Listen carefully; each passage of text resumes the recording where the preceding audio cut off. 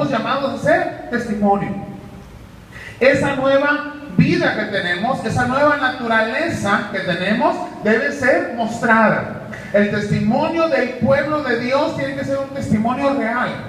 Se está manifestando la gloria de Dios y se está manifestando el testimonio de que la gracia de Dios es sobre cada uno de nosotros. El propósito de la salvación de Dios sobre nuestra vida es que nosotros le demos la gloria a Dios. El principal propósito del ser humano es glorificar a Dios, gozar de Él para siempre. Ese es el propósito para el cual fuimos creados. Nosotros debemos ser gloria para el Señor a cada momento. La palabra de Dios afirma que Él nos hizo un pueblo escogido para su gloria. Somos un pueblo de Dios para darle la gloria a Él. Ciertamente gozamos, disfrutamos de esta nueva naturaleza, de esta nueva condición que el Señor nos ha dado, pero el propósito es darle la gloria a Él. Por eso somos llamados a ser testimonio de su gloria, a ser testimonio de su gracia para el siglo venidero, para el mundo que todavía no conoce al Señor, para aquellos que aún no han sido escogidos. Es decir, para aquellos que no van a estar en la presencia del Señor, aún en ellos se manifiesta por nuestro testimonio la gloria de Dios. ¿Por qué? Porque Dios es amor, pero Dios es justicia. Y la justicia de Dios se va a manifestar también en los hijos de perdición. El Señor nos da la oportunidad de ser llamados una nueva creación. Oportunidad que decía un teólogo, quisieran tener los ángeles. Los ángeles tienen una naturaleza, así fueron creados y así permanecen, y los que cayeron se van a quedar caídos. Para ellos no hay restauración. Pero la gloria de Dios se ha manifestado en nosotros, en que nosotros hemos sido restaurados. El Señor se manifiesta de esa manera con amor en cada uno de nosotros. Cada uno de nosotros somos un trofeo a la gloria de Dios. Tu vida es un trofeo a la gloria de Dios. ¿Qué hace un trofeo? Un deportista que ha corrido la carrera y ha ganado esa carrera, muestra su trofeo como un testimonio de lo que logró, de lo que hizo, de lo que alcanzó. Bueno, tú y yo somos ese trofeo que manifiesta a otros que la gloria, la alabanza, el honor y el poder son de Dios Todopoderoso, que nos escogió a cada uno de nosotros y que nos dio en Cristo Jesús el ser renovados. Ese es el poder glorioso del Señor que se está manifestando al mundo hoy y por los siglos hasta que el Señor vuelva. Y entonces se vuelve interesante notar que el apóstol Pablo en este versículo nos habla de la gracia en un término superlativo. No es una gracia nada más, sino abundantes riquezas de la gracia de Dios las que se manifiestan. Y este superlativo se da porque la gracia de Dios no es algo simple sobre la vida del hombre, sino algo totalmente abundante, que abunda en cada una de las situaciones de vida, que abunda en cada uno de los pensamientos, que abunda en cada una de las áreas de la vida del ser humano. Son grandes, inagotables, las abundantes riquezas de la gloria, de la gracia de Dios sobre cada uno de nosotros. Porque ¿dónde podemos ver la gracia del Señor? Hasta en las situaciones más simples de nuestra vida. Y muchas veces como creyentes hemos perdido esa sensibilidad. Nos pensamos que pues la vida nos va dando las situaciones cotidianas y respiramos porque pues es algo inherente a nuestra naturaleza física, que el aire entra y salga de nuestro cuerpo, y nos alimentamos y no nos ponemos a reflexionar en cómo nuestro aparato digestivo va absorbiendo todos los nutrientes. Y muchas veces pasamos por situaciones de vida fuera de nuestro cuerpo y vemos como casualidades de vida las situaciones que pasan y cómo salimos librados de ellas. Y nos hemos olvidado de asombrarnos de la gloria de Dios, de cómo el Señor es el que ha puesto ese funcionamiento en nuestro cuerpo perfecto, y que ciertamente en mucho nuestro pecado, nuestra falta de conformidad con lo que Dios hizo y nuestra falta de tomar en serio el papel de administradores de todo lo que el Señor nos ha dado, nos ha llevado a tener problemas, aún físicos y en la sociedad en medio de la cual vivimos. Pero nuestro Dios sigue dando esas abundantes riquezas para cada uno de nosotros. Y podemos vivir en seguridad, podemos vivir en plenitud, como decíamos hace un momento al leer la palabra antes de la oración intercesora, esa plenitud que tenemos en Cristo. En Él estamos plenos. ¿Qué me falta? Si tengo la sensación de que algo me falta todavía, lo que me falta es acercarme más a Dios, acercarme más a la plenitud de aquel que lo ha dado todo y lo pone todo de manera completa en cada uno de nosotros. ¿Por qué Dios tuvo misericordia de mí? Es una pregunta que todavía nos podemos estar haciendo. Yo no lo merecía, yo no tenía nada que ofrecer, pero el Señor tuvo misericordia de mí. ¿Por qué? Y podemos seguirnos sorprendiendo, y debemos seguirnos sorprendiendo, porque es por gracia. Todo es por gracia. El Señor lo ha puesto en cada uno de nosotros. A pesar de nuestra maldad, nos ha atraído a Cristo Jesús. Esto tiene que ser testimonio.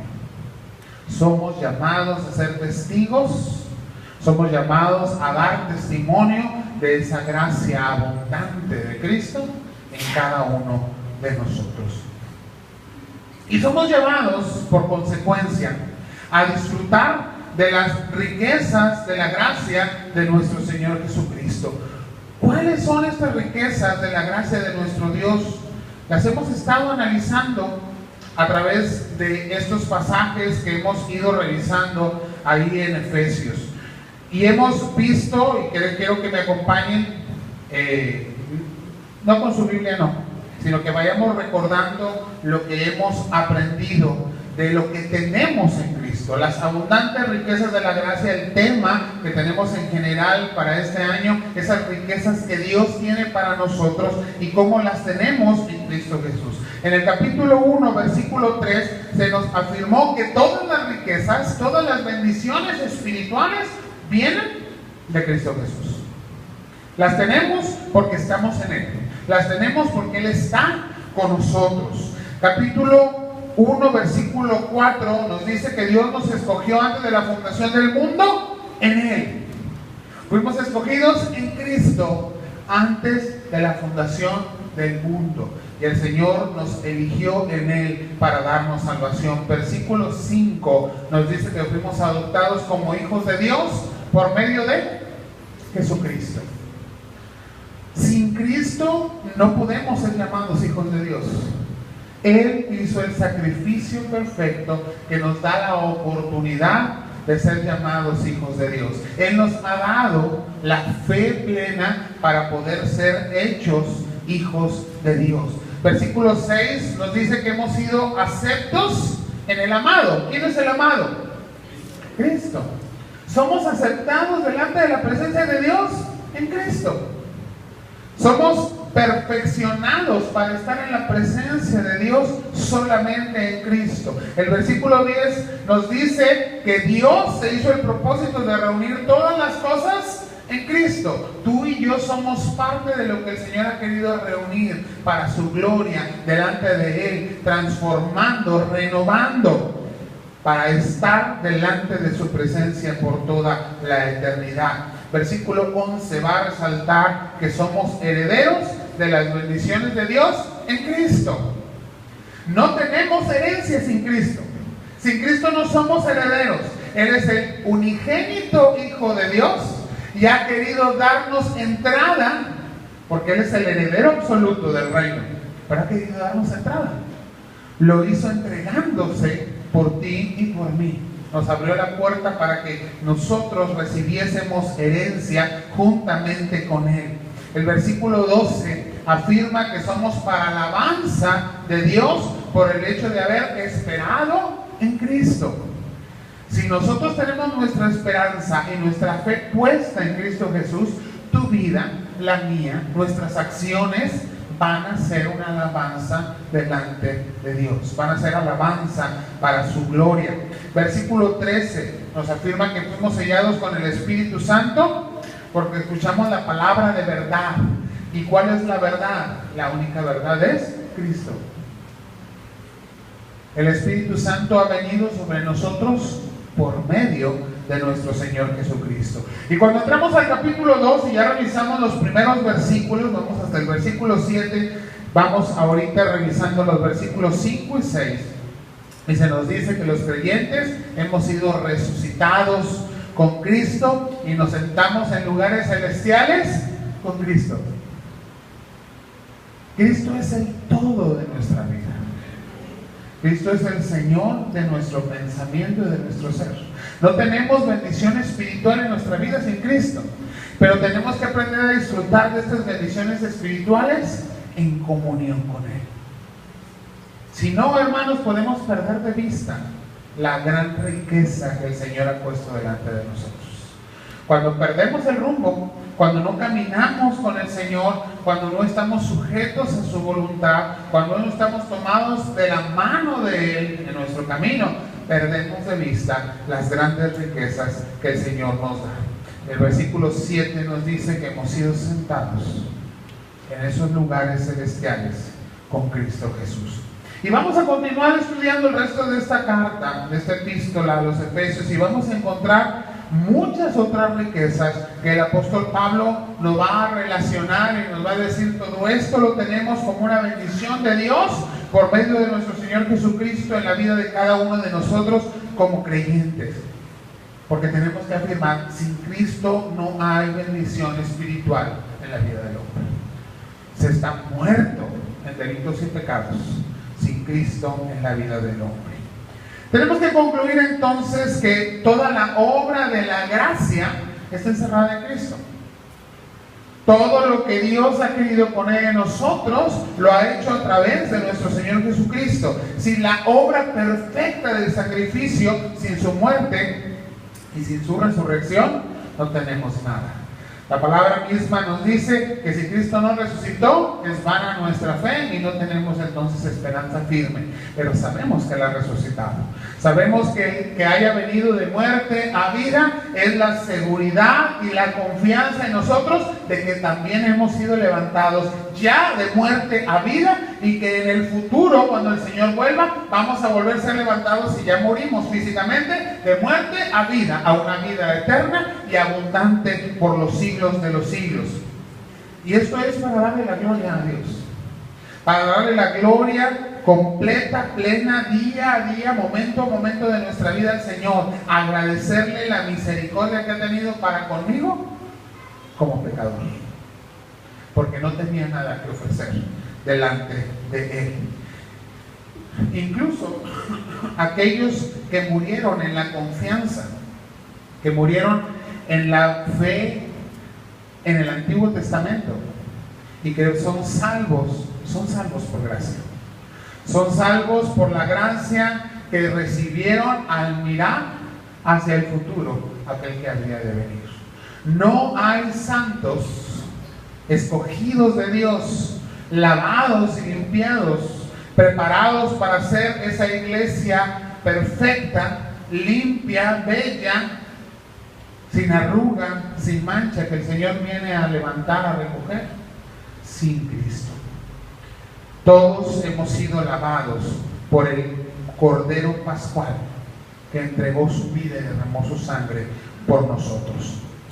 Por ello tenemos que terminar también advirtiendo de un mal que hoy se ha dado y que hemos comentado ya en varias de las predicaciones, que es la cuestión del ecumenismo, y de un ecumenismo falto totalmente de sustento en la palabra, porque la palabra nos dice que no hay otro nombre dado a los hombres en que se pueda ser salvo sino en Cristo Jesús. Hoy se están dando alianzas mundiales que son terribles para la fe de muchos, porque se está diciendo que todas las religiones persiguen el mismo fin, y esto es una mentira. No se puede ser salvo sin Cristo. Aquel que no es lavado en la sangre del Cordero no puede tener salvación. Y es una expectativa errónea la que se da de las buenas obras, porque las buenas obras son consecuencia de estar en Cristo. Sin Cristo las buenas obras son inmundicia delante de Dios. Se ha dicho que el amor nos va a conducir a Dios y eso es mentira. El amor generado en nosotros lo es porque Dios nos ha amado primero.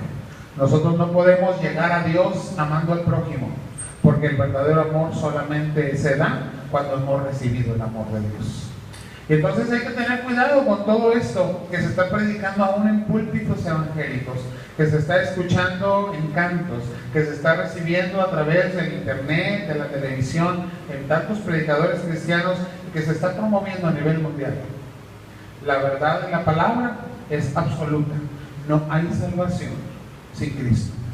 Y el ecumenismo entonces está yendo por un camino totalmente equivocado. Porque las religiones del mundo tendrán que proclamar a Cristo y las personas tendrán que venir a los pies de Cristo para encontrar la salvación, porque Él es el único medio. No podrán ser aceptos bajo ninguna circunstancia, como no podíamos serlo nosotros, sino a través de Cristo Jesús. Solamente en Cristo tú y yo hemos sido transformados y renovados, y esta es una verdad que tenemos que testificar, pero con fuerza. Que tenemos que testificar con hechos, pero también con palabras. Que tenemos que compartir con los seres humanos que están a nuestro alrededor y que están sin Cristo, y que están muertos en sus delitos y pecados, y que tú y yo somos llamados para hacer ese testimonio de la gracia y de la gloria de Dios. ¿Por qué? Porque tú y yo, dice la palabra, hemos sido ya resucitados con Cristo y estamos sentados en lugares celestiales con Cristo Jesús. Vamos a orar, hermanos. Te agradecemos, nuestro Dios. Tu palabra es verdad y alienta nuestro corazón. Nos da esperanza y seguridad de que no es nuestro esfuerzo, sino tu gracia la que nos sustenta. Pero también, Señor, nos mueve a ser agradecidos, y en esa gratitud que hay en nuestras vidas podemos seguir caminando en fidelidad a ti. Te rogamos, Padre, que acrecientes más y más en nosotros el conocimiento y lo profundices en nuestro corazón. Hemos sido resucitados con Cristo, tenemos una nueva vida para darte la gloria, para ser testigos de tu honra y gloria, para hacer, Señor, con nuestra boca un testimonio vivo de la fe que tenemos en ti y de la nueva vida que nos has dado. Bendice a tu pueblo, Señor, y a través de esta verdad espiritual y de las grandes riquezas que tienes para nosotros, edifica nuestra vida para tu gloria. En Cristo Jesús. Amén.